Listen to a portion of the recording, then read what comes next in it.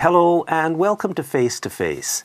Today we are going to be talking about one of the most important issues in the world, 9/11, and what really happened on that fateful day, because the tentacles of 9/11 are reaching out to us even today, here in 2011. This is being filmed at the very end of February. Our Prime Minister has just gone down to the United States, and they are talking about putting a single border around both of our countries. There's no coverage in the media about this. And the main push for that single border around Canada and the United States and getting rid of the border between us, they tell us comes from 9/11 because of the terror threat we face. Wars have been caused because of 9/11. It is still one of the most important issues in the world. And we do need an independent investigation to find out what happened on that day. Our guest today is Dr. Niels Harrit. Dr. Harrit is a professor emeritus from the University of Copenhagen in Denmark. And Niels, maybe you can tell us tell us something about yourself and how you got involved in all of this. Okay. Well, as you mentioned, I'm a chemistry professor from Copenhagen, Denmark, which is in Europe on the top of Germany. And I have been teaching organic chemistry there for more than 40 years, 42 years to be exact. And I'm 66 years old. And regarding 9/11, I got involved with the issue accidentally 4 years ago. My wife has been a peace activist all her life and has a very she's known for this in the Danish community. So probably this is the reason why she had sent to her 3 DVDs anonymously 4 years ago. And on the cover of these DVDs there was a big iceberg, and it was called Under the Surface. And we thought for a while that this was regarding global warming. And we were very busy, so they were lying around, maybe for a month or two. I don't remember. At some time, we put on one of the DVDs on the DVD player, and it turned out to be a presentation by an American professor called Stephen E. Jones from the Brigham Young University in Utah. And in this presentation, among many other things, he showed a building collapsing, which turned out to be Building 7 of the World Trade Center complex. And if some of your viewers here have not heard about this before, it was a 186 meters steel-framed high-riser, 47 stories, which came down 7 hours after the North Tower of World Trade Center collapsed. And there were two obvious. It was a shock for me to see for 2 reasons. One is that I haven't heard about this before. So even until 4 years ago, you had never heard that? No, like most other people, I had accepted the official conspiracy theory about Osama bin Laden and the 19 hijackers. I believed that they actually had flown into World Trade Center and that the Twin Towers had collapsed due to the impact of the airliners. And so sitting there watching a third high-riser collapsing was a shock. For this simple reason, why haven't I heard this before? Why isn't this a gigantic issue in the press that there were 2 airliners, but there were 3 skyscrapers? I mean, everybody who can do math and count to 3 should recognize that there is something here which maybe should be looked closer into. This was one thing. The other thing was the way this building collapsed, because it's almost 200 meters high, and it comes straight down into its own footprint. It's going down just like this. And being trained as a scientist, you have developed an intuition for you're trying to understand whatever goes on around you in the physical environment. And if you have a good education, most of the time you understand what is going on, why you get electricity out of the wall, how the car is running, and all kind of different phenomena. But this I just could not comprehend. Why should this building, apparently for no recognizable reason at all, suddenly just collapse just like that? And when there's something you do not understand, you have a problem. So this is for once I had a problem. And it took me a couple of weeks actually to digest this experience and to understand that this was important. And from that day on, there's been no way back for me as an individual, as a person. And because I would say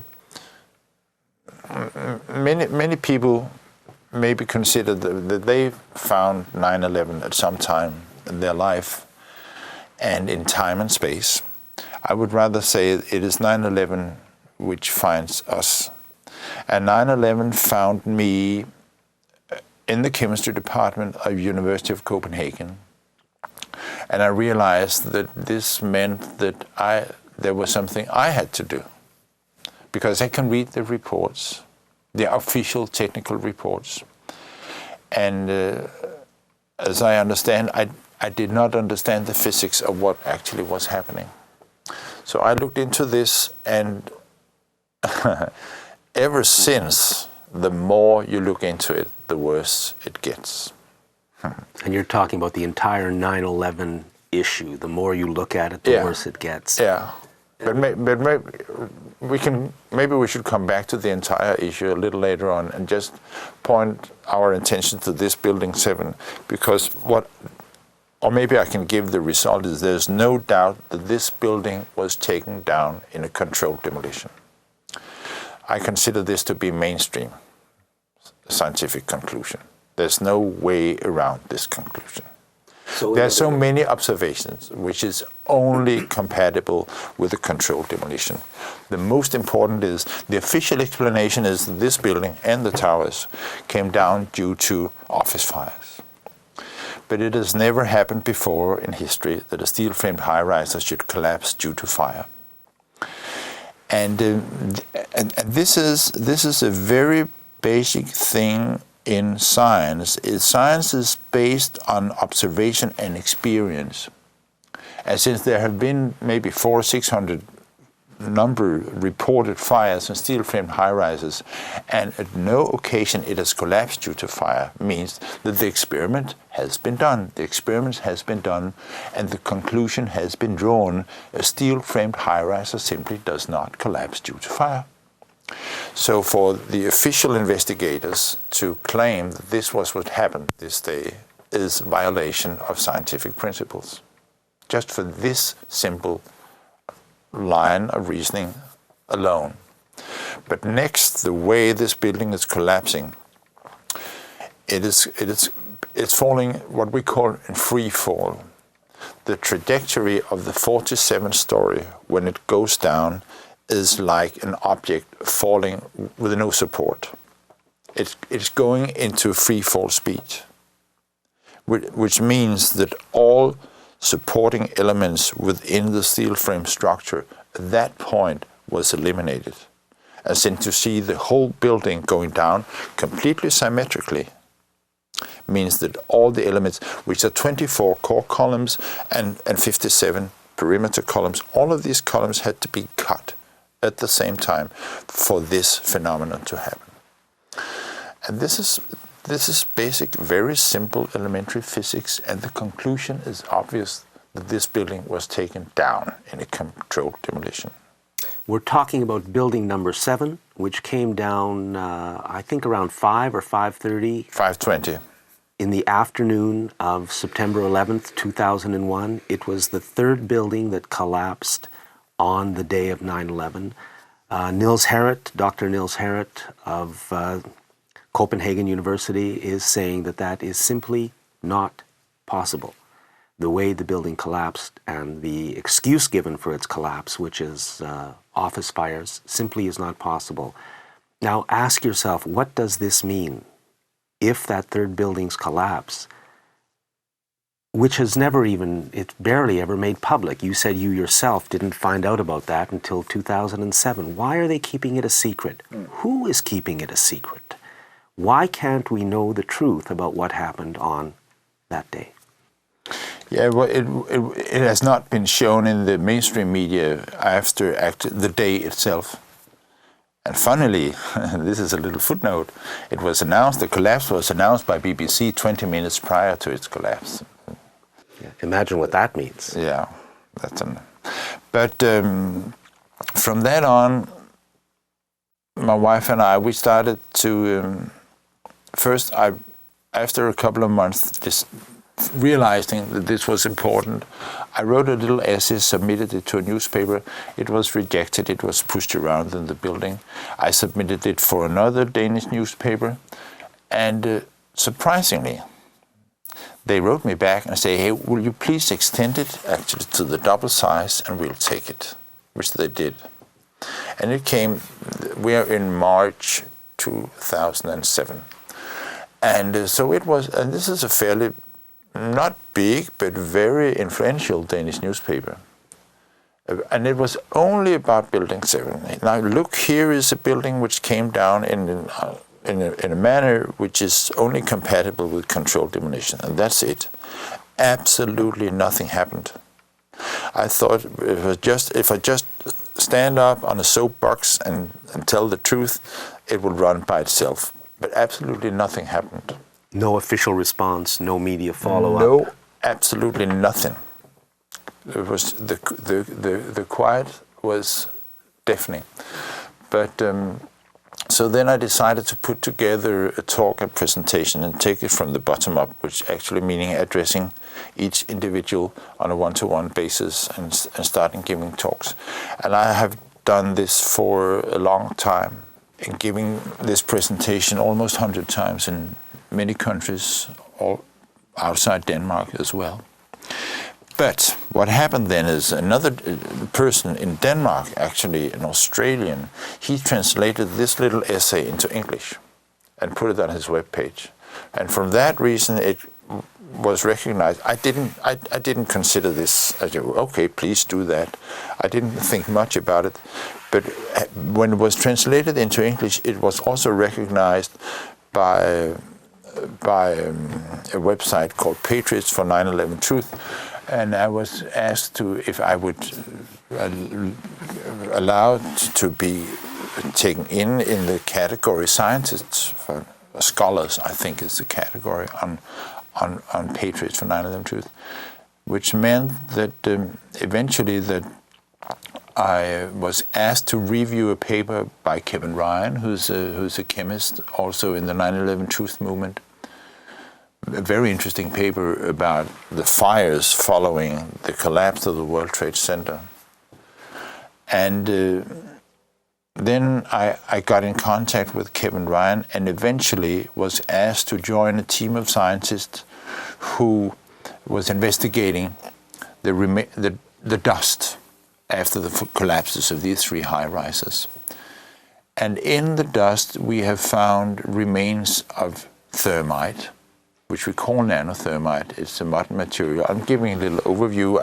I know that we have to explain this more in a little while. And this has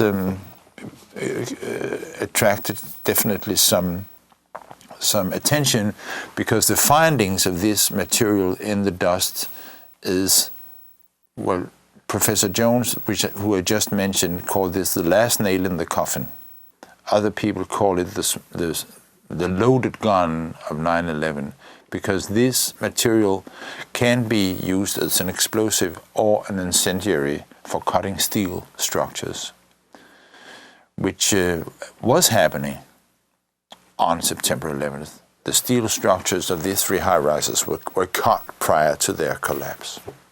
So you found, after you got involved with the 9/11 Truth movement, you did a study, or were involved in a study that found traces of nanothermite in the dust of the collapsed buildings.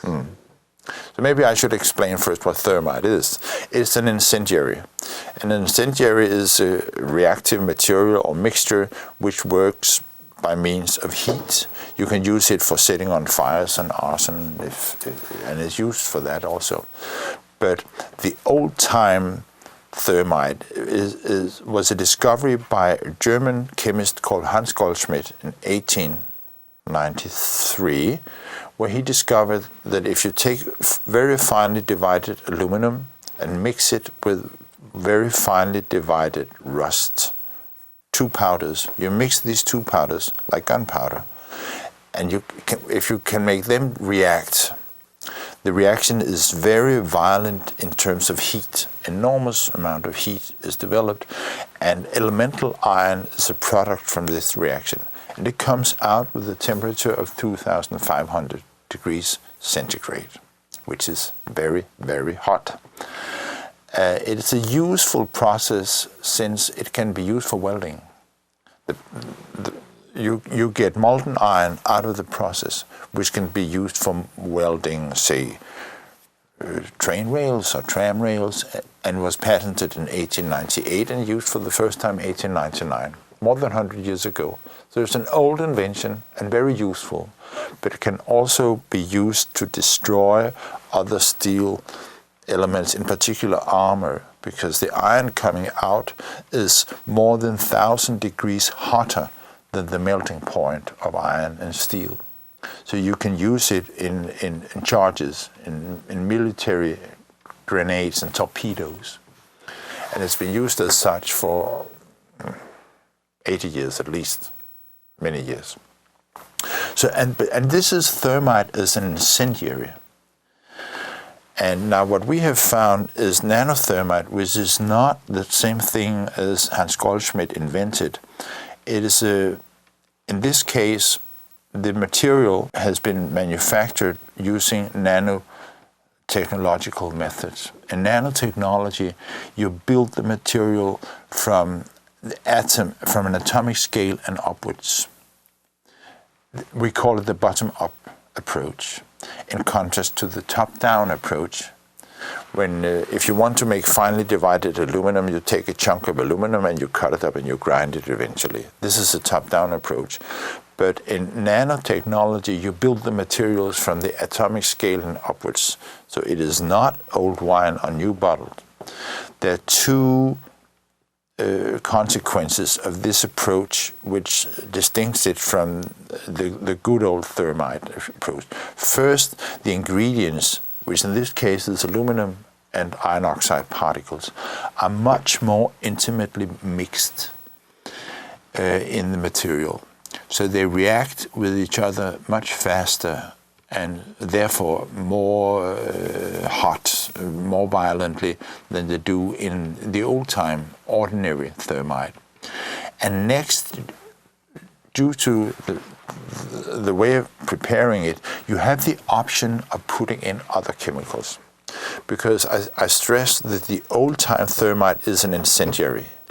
It works and destructs things by means of heat. But an explosive, like dynamite and all kind of stuff, explosives works by means of pressure. Explosives knocks things over. There's a chemical reaction where pressure is developed and so you knock things over.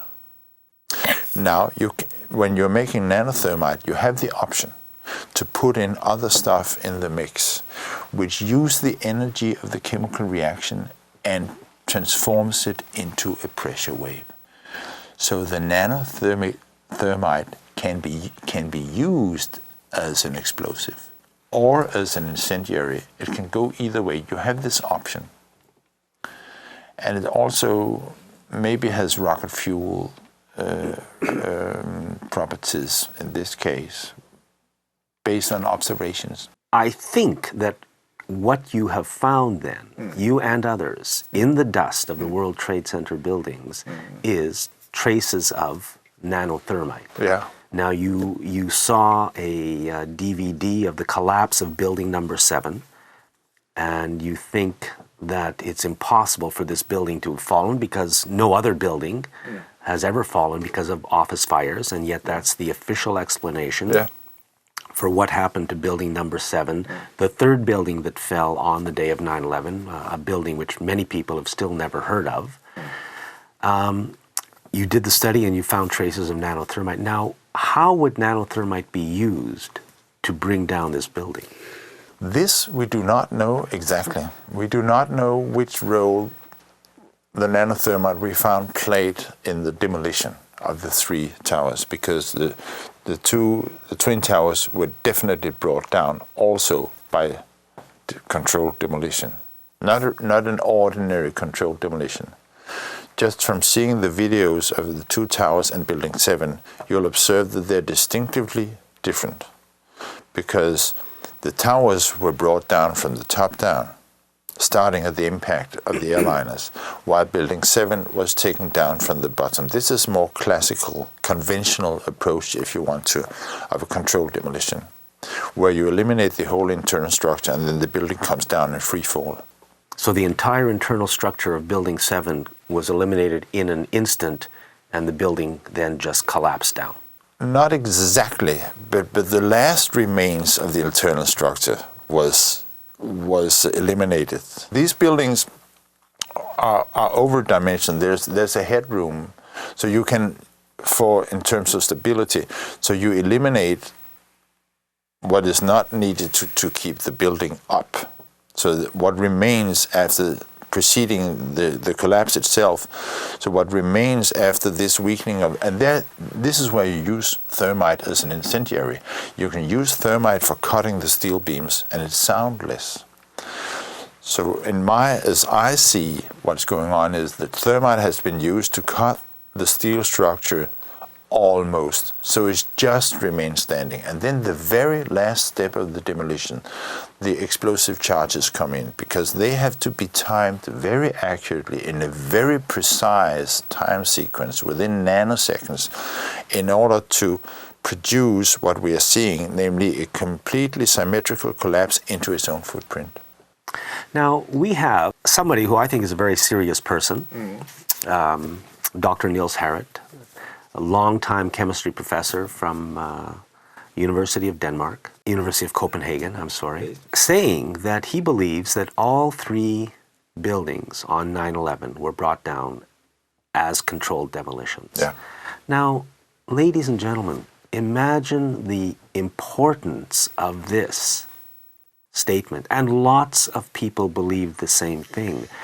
There are over 1,000 architects and engineers. 1,400, I think, at the moment. 1,400. In the group Architects and Engineers for 9/11 Truth, who say the same thing. There are thousands and thousands of other serious people making exactly the same allegation, that everything we've been told about 9/11 may not be true, that they believe that all 3 buildings were brought down as controlled demolitions. Now ask yourself, what does this mean when our politicians and our media will never even give this a mention? Niels, you mentioned when we were talking earlier about how much is at stake because of this 9/11 issue. Maybe you can just go into that a little bit. I think that what happened on the September 11, 2001 is the most important event to our generation and for our children. I think it's more important that the bringing down of the Berlin Wall, and I think it was 89. I think it's, and the consequences of this event should be obvious to everyone, but it is not, but it's happening at such a slow pace that people maybe do not connect the dots. Please connect them. No, I would rather say that if you have a problem being with the environment or being with the economy, which is very serious, maybe not so much in Canada, but in the rest of the world, I think they are deep in the red. Global warming, if you care, did I say environment? Whatever war is going on, and I think the whole civilization actually is in the balance these days. And this is everything we love. And this is very serious. If the planet Earth will still be there, no matter what we do. There'll always be spiders and rats. But what we call civilization, if you care about music, this is what we're talking about. If you care about the health of your grandparents, this is what we're talking about. If you care about theater, literature, if you care about people, kids playing in the playground, whatever you care for, whatever you love, this is what is at stake here, our civilization. And it's very fragile, and it can easily be lost.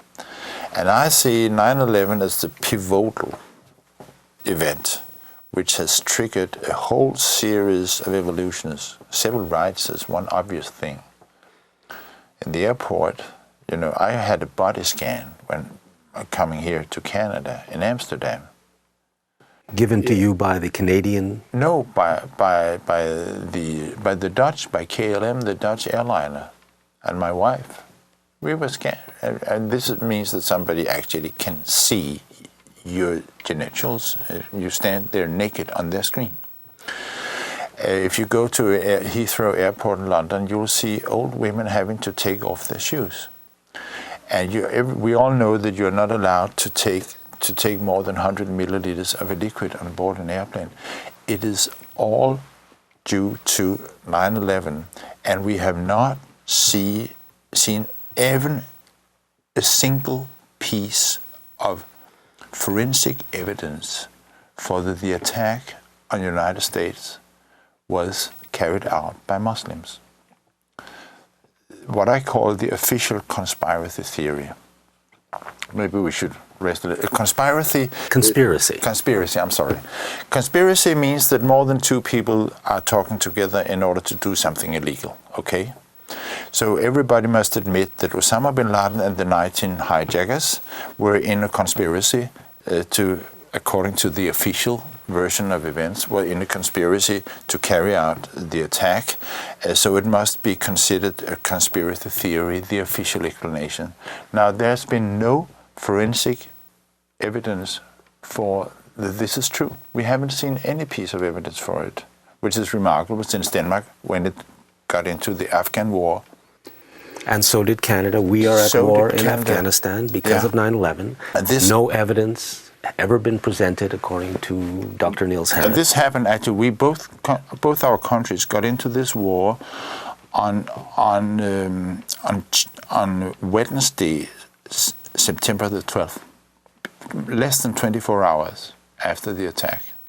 This is a story on its own. But we share some experience with the Afghan war. Maybe you're not aware that Denmark is a relatively small country, but we are in the Helmand province of Afghanistan. And due to that, Denmark actually has the highest number of casualties relative to the number of citizens in Denmark among the NATO countries. Now, which country has the highest number of casualties relative to the number of troops in Afghanistan? Canada. So we share some experience in the Afghan war, and we set out to catch a criminal, we were told, by the name of Osama bin Laden. And we haven't seen the evidence for this person actually being guilty in the crime. And he is not wanted by the FBI for the attack on 9/11. And that's worth repeating too. Mr. Osama bin Laden this is official, is not wanted by the FBI for the attack because there's no evidence. Yeah, imagine what this means. If FBI admitted this quite openly, a journalist called Ed Haas, I think, as I recall, called FBI and said, why is he not wanted for 9/11? And the FBI, the spokesman, his name was Rex Tom, he responded because FBI does not have any hard evidence connecting Osama bin Laden with 9/11, so he's not wanted for that. I think this is so. this is one of the many reasons why 9/11 is important, and I considered it also as pivotal. Is the key. 9/11 is the key. If you want peace and democracy in the world, 9/11 is the key to the whole thing. In other words, an understanding, an honest understanding of what really happened on that day is key, because then we'll see that we are being completely misled by whom? I mean, obviously the people who run the country, because it's the politicians and certainly the media, who are owned by the corporations in Canada, are giving us only the official. I don't know where even that story came from. Is it the George Bush story? Is it the corporate story that Mr. Osama bin Laden and 19 hijackers did all of this on 9/11? And yet Dr. Harrit got involved in this because in 2007, years after 9/11, he saw a DVD showing the collapse of the third building that fell on that day, and was amazed that he did not know that a third building had fallen, as many people in Victoria and certainly many people in Canada don't know that a third building had fallen. He didn't believe what he was seeing was possible, because no steel building has ever collapsed because of office fires, which was the official story for Building 7, investigated, and found in the dust of the three buildings traces of nanothermite, a very modern incendiary and explosive that could have been used to bring down the three buildings. At least it shouldn't have been there. And it shouldn't have been there. Yeah. Now, let's ask some questions about exactly has there been a scientific study? Is that what you're involved in, or is it research? What exactly maybe have you found, and how was it found? Well, it was found, as I told you, Stephen E. Jones should have the credit actually for getting the idea of looking for remaining explosives. Whenever you have an explosion, there's always something left. It's never complete. So after an explosion, the police can always go in and see what kind of explosives was used in an event. And due to some early reports, investigations of the dust from a private company called the R.J. Lee Group and from the United States Geological Survey, Jones had, at that time there were many independent observations implying that thermite had been used. So Jones should be given the credit for taking the initiative to look into the dust with a microscope, because what we are talking about here are tiny, tiny particles. You can only see them under a microscope. Can you just tell us who Dr. Jones is? Stephen E. Jones was a physics professor of Brigham Young University in Utah. And he was put on early retirement due to his activities and doing this research, and he is now actually moved from the city and has finally retired. But he started these investigations and took the initiative to it, and I was brought into the team, invited and accepted. Together there are 9 authors in total on the final publication. Each individual has contributed some to the final thing. So what we have found is this material, these tiny, tiny chips where the aluminum, as I explained, and the iron oxide, the rust, is mixed very intimately. And this creates the nanothermite. Yeah, they react with each other when it finally takes off. How was the nanothermite placed on? We have steel beams. How is the nanothermite placed on the steel in order to cut it? Yeah, this is a question I'm very frequently asked, because to take down these buildings, you need huge amounts of explosives and incendiaries, whatever should be. How did they get into the buildings? And my first answer is on pallets. I mean, if you have to bring in explosives of these amounts, I would put it on pallets and I'd get a truck and then drive it up and then move it in. And you only have to have a good appointment with the man at the door in order to get in. And of course, you should not write on the side of the package that these are explosives for demolition of the WTC. You do not do that.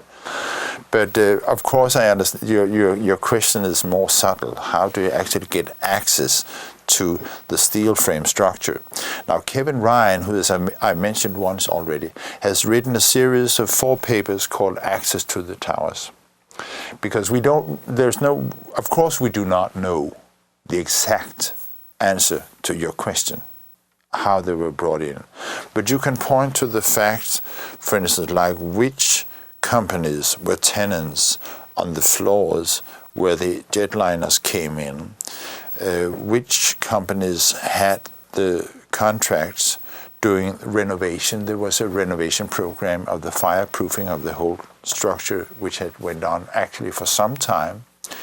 Which companies had the contract with the renovation of the elevator shafts, one of the biggest renovation programs for elevators in the towers. Which companies had the contracts on the cleaning up, which companies had the contracts for security in the buildings. And Kevin Ryan is putting all these individual dots together, and the web coming out of it is maybe coincidental, but it is quite a coincidence. Let me put it this way. So anyone who being interested in actually who had access to the towers, I would recommend Kevin Ryan's structures. And how do people Google that? Just Kevin Ryan? Oh, Kevin Ryan, yeah. K-E-V-E-N, and Ryan is Iris, R-Y-A-N, yeah.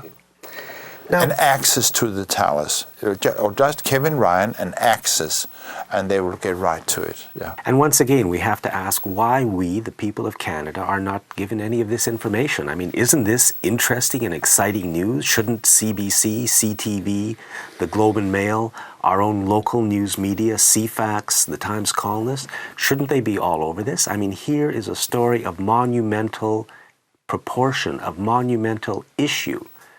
Nothing. Why is this quiet? Where do the decisions come from to keep this quiet? We have got to be asking these questions because, as Niels said, so much focuses on 9/11. If we're being lied to about this and misinformed, then we have to question everything that's going on around us. I've been given a few questions to ask here, and one is about the deniers, those who say that everything that we are talking about isn't possible or didn't happen.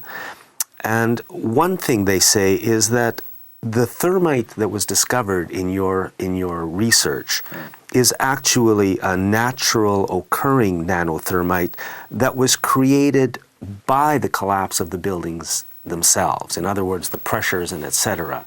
actually created a thermite dust. Well, this is a fundamental misunderstanding in violation of basic chemical principles. Because it's true, like the cladding, the towers they were covered aluminum, and people say aluminum was brought in by the airliners. And of course, if you have a steel frame, it is rusty once in a while. And nanothermite is just that, a mixture of aluminum and rust. It is not just that. It is much more than that. And because it's the mix of the ingredients. It is like, because you have potatoes here and you have meat here, you do not have a stew, do you? And there's no, just eating the potatoes and eating the meat does not give you what you would experience by eating the stew. And it's the same thing here. I usually tell a little story, a little picture, another about matches, ordinary matches. They're made of wood. There's a little sulfur on the top of the individual match. It's kept together by a binder. There are pulverized glass in the top of it, and there's phosphorus on the side of the box when you strike the match.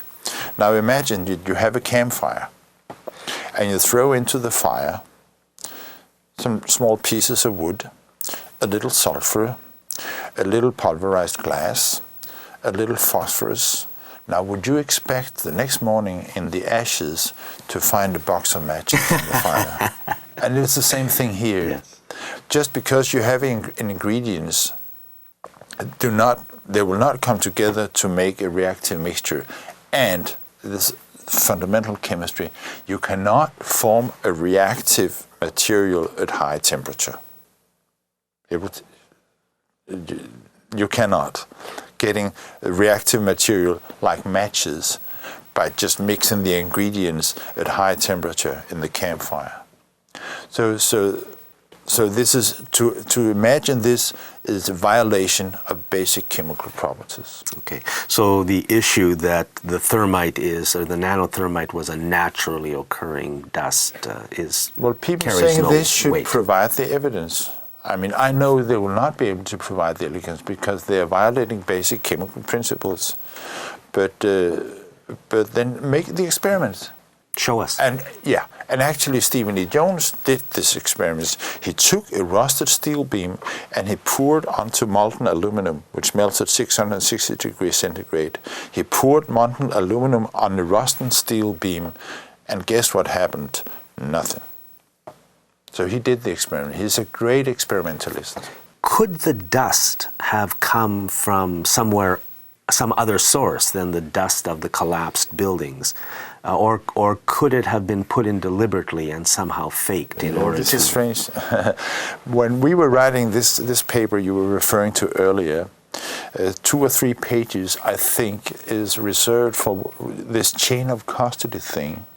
Very meticulously documenting where the samples came from, who were the individuals collecting the samples, where were they collected, at which time were they collected, and the statement has been signed by these individuals. Some of them have told on video, actually testified on video the collection. This chain of custody has been accounted for very accurately. I thought this was ridiculous when we wrote the manuscript, because I have more than 60 scientific papers in the best journals, and never have anybody accused me of falsifying the samples. This is completely ridiculous. Now, why should I falsify the sample? So I thought there was no reason to bring this in.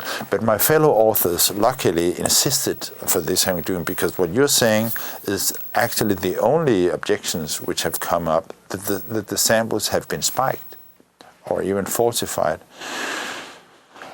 But due to this chain of custody, it's virtually impossible unless somebody has been broken into the homes of these individual persons and actually put nanothermite into the samples. Now, if this is the case, you will... Wow. Yeah. But how did they get it? How did they make it? It's too far out. Has the paper been published? Yeah, of course. Okay. Yeah, our paper. Yeah, in an open chemistry journal, in an open journal. If people want access to the paper itself, how can they find it? Well, the very strange thing, now, as we are talking here, the whole journal has disappeared. This happened 3 days ago, and we are on February the 25th today, or the 20th. And it's happened 3 days ago that the whole journal disappeared. Together, I must say, maybe I should be a little careful, because the journal disappeared from the web together with another journal called the Open Journal of Chemical Engineering Mathematics, in which Stephen E. Jones and Kevin Ryan and others have made other publications related to 9/11. These 2 journals disappeared from the server of the publisher.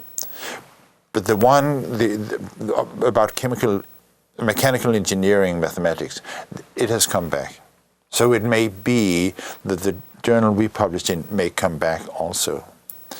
And if this happens, it is directly accessible on the web, and the link to it can be found on all the serious 9/11 websites, like 9/11truth.org. Okay, 9/11truth.org, and then type in nanothermite paper or something like that? I guess that there's a link to this paper all over. Okay. And I hope it works. But as of today, as of this moment, it has disappeared. And so I hope it is just an error. Yeah. Is there a It's not hard copy deliberate. of the journal that gets mailed out? No. This No. is strictly an online journal, it's and the journal in which your paper is published. Yeah, there's not has disappeared. There's not a printed version, but this is not unusual. We had 4 good reasons actually for selecting what we call an urban open online journal. One thing is that it is open; it's free for everyone to download. Otherwise, the conventional, the old-time journals, you have to have an affiliation with the university, or a subscription, which is very, very expensive, or you have to go to a library in order to get it. But this time, everybody can download it. Point 2, the paper, the article itself is so long, and there are 33, I think, color figures in it, which will never be accepted if there had been a hard copy version of it. Third, we still have the copyrights of all the pictures, which is very important. When I'm giving my presentation here in Victoria, I can show the pictures from the paper, which I could not do if it had been one of the old times journal, but where the publisher actually had the copyrights of all the pictures. And fourth, my dean was on the external advisory board of this journal. My dean in Copenhagen, the Faculty of National Sciences, was on the external advisory board of this journal, but he disappeared 4 days after the publication of our paper. He just disappeared from the board. So lots of interesting things going on, as we would expect. Oh yeah, yeah. As we would expect. Yeah, it's dangerous. Information can be dangerous. Yes. Both on an individual and a social level, you know. Adam and Eve was thrown out of paradise because they took a bite of what you call the tree of, what do you call it in English? Adam and Eve in paradise. They ate from the tree of knowledge. Knowledge, okay. Yeah, knowledge of and good this is and evil. dangerous, so they were banned from paradise. Once again, we just see the possibilities of how there is a force out there that simply, I mean, since 9/11, and if you look at even the news commentators on the day of 9/11, those reporters outside the buildings were talking about hearing explosions occurring. The firefighters were talking about it. The police were talking about it. And yet, since the day after 9/11, all of that material has simply been hidden away by the media and never reported again to the citizens of this country. So we have to ask ourselves again, what is going on here? And we have to ask that question very seriously of the entire power structure of this nation. And what are they doing? Where can someone get nanothermite? Nowhere. This is not something you go out and buy. This is produced only in military facilities, in big military institutions in the world. It is the explosives of the future are based on this technology. We call them composite materials. And those who are working on it, they brag about it as being explosives smaller, cheaper, and nastier than the old-time explosives. So we know the research is going on, but it's military research and you cannot buy it. This is high technology material. So in other words, the material of which you found dust from in the dust of the World Trade Center building collapses is a military explosive. Yes. Well, we still don't know which role, what we found, we still do not know where it fits into the demolition scheme. And I do not speculate in hypothetical blast scenarios. We know that incendiaries were used for melting the steel structure, cutting the steel structure by temperature. We know that explosives were used. This you can just see when you see the towers collapsing. You will see steel beams and girders being thrown up in the air. We are talking about steel beams from 3 to 20 tons being thrown 100 meters away and going like spikes into other beams, and they're being thrown upwards. The forces involved in the collapse of the towers were enormous. So we know explosives have been used. In order to bring down the World Trade Centers 1 and 2 and 7 as definitely, well. Absolutely.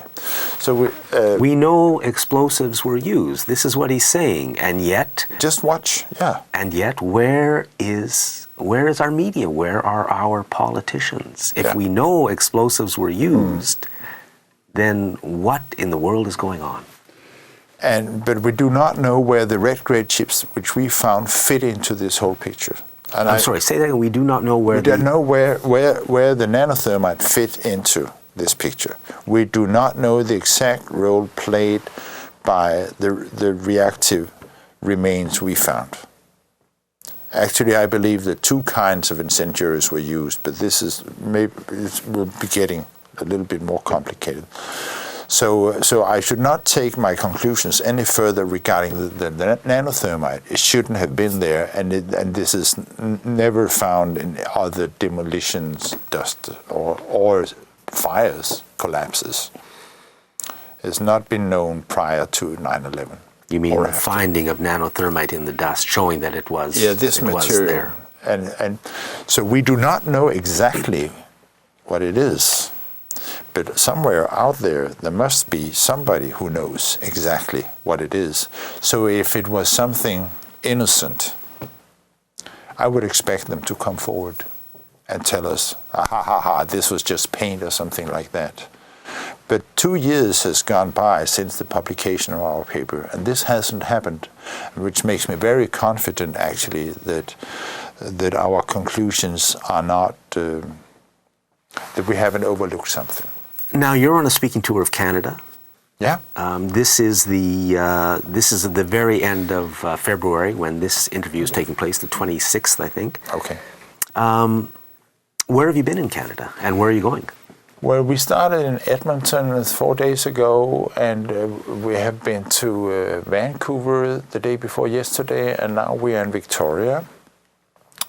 And we have met many wonderful people. I must also we started 3 days as a tourist in Toronto, and we have met so many wonderful people. And I hope this should be heard. The Canadians, you are very friendly and wonderful people. Take that in. And so we are proceeding we're flying back to Toronto, and then I'll give actually a regular chemistry presentation at the University of McMaster on Monday. Tuesday, I'll give the nanothermite presentation also at McMaster. We'll go to the University of Western Ontario in London, and we'll go to University of Toronto, and this will be it. So it's a total of 7 presentations on this tour. How have the crowds been where you have spoken? I believe you spoke at UBC. Very, very receptive and very open. And this I've learned is another very nice, property of Canadian communities, that they're actually open and responsive and ready to listen. And also the gap between, actually the leap between realizing something and taking action is a big leap. And in Denmark, many people understand, but they just don't move. And Daniel Ellsberg, the very famous activist back from the Vietnam War, has said, I have learned about my fellow citizens that they understand, they learned, and then they proceed to neglect it. And this, I would say, goes for the Danes, but apparently the Canadians, they actually, in my impression, they're more easier for them actually to react. Well, let's hope we do. Yes. Unfortunately, we're almost out of time. Dr. Harrit, just one last question. Why are you doing this? Well, I'm opposed to crime. I'm against crime. I think crime should be investigated, and eventually the criminals should be convicted and put in court. And this hasn't happened in terms of the terror attacks on 9/11. There has not been an ordinary criminal investigation. So this is one thing. Another thing is that I have 6 grandchildren, And in 10 years' time, they may be old enough to ask me, "Grandfather, which side were you on?" And I'm going to tell them I was on your side. We've been talking to Dr. Niels Harrit of the University of Copenhagen. We've been talking about a very important subject, 9/11. Thank you very much for watching, and please, please keep this issue in mind always, because we have got to come to the proper conclusions about what happened on 9/11. It's simply too important to do nothing about. Thank you for watching Face to Face.